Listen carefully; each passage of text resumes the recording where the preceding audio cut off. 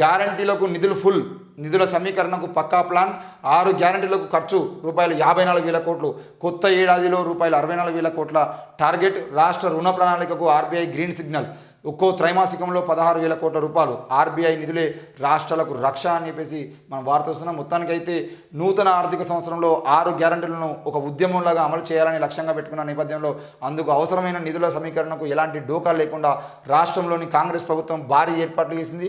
April 1వ తేదీ నుంచి ప్రారంభం కాబోయే కొత్త ఆర్థిక సంవత్సరంలో తెలంగాణ ప్రజలకు ఇచ్చిన హామీలన్నింటినీ 6 గ్యారంటీల రూపంలో అమలు చేయడానికి రూపొందించిన పథకాలకు సంబంధించినటువంటి అవసరమైన నిధుల కంటే మరో 10,000 కోట్ల రూపాయలను అదనంగానే సమీకరించుకునేందుకు రాష్ట్ర ఆర్థిక మంత్రిత్వ శాఖ పక్కా ప్రణాళికలను రూపొందించిందని, అంతేగాక అందుకు తగినట్లుగా తొలి దశలోనే విజయం సాధించిందని కొందరు సీనియర్ అధికారులు వివరించారు.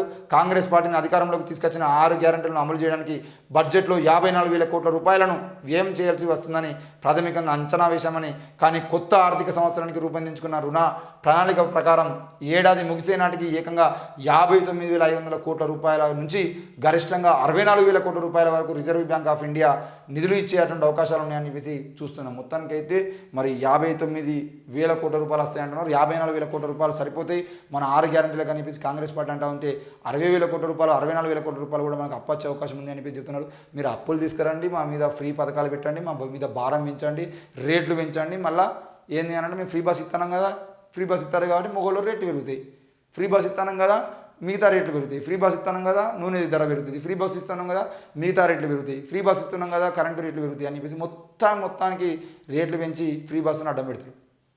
దయచేసి ప్రజల జీవితాలు బాగుపరిచేటువంటి ప్రయత్నాలు చేయాల్సిందే అవసరం ఉంది, కానీ అందులో భాగంగా మరి ఉచితాలకు అలవాటు చేయాల్సిన అవసరం అయితే లేదు.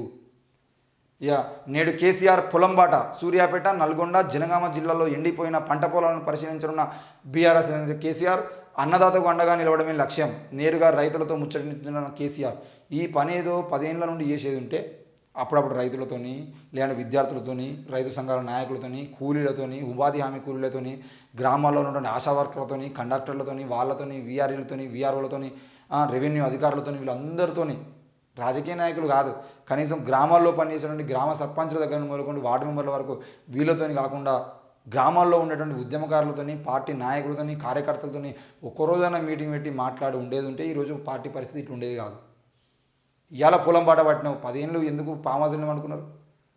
10 ఏళ్ల పాటు ఫామ్ హౌస్లో వండుకొని దేశం గర్వించేటువంటి రైతుగా నువ్వు ఒక్కనివే ఎదిగినావు తప్ప ఈ 10 ఏళ్ల కాలంలో ఒక్కనాడన్న పొలం బాట పట్టి పొలాలకు పోయి చూసి పొలాల్లో రైతులతో ఒక పూట బువ్వ తిని వాళ్ళ దగ్గర కూర్చొని మాట్లాడి ఉండేది కేసీఆర్. ఇంకా 10 ఏళ్ల పాటు రాజ్యాన్ని ఏలేటోడు.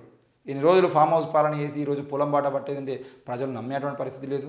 దయచేసి ప్రజలారా గమనించండి. ఈరోజు మీ దగ్గరకు వచ్చేటువంటి నాయకులు అందరూ కూడా కండువాలు మార్చుకుని వచ్చేటువంటి వాళ్ళని గమనించండి, వాళ్ళ రాజకీయ స్వలాభం కోసం వచ్చేటువంటి నాయకులను గమనించండి.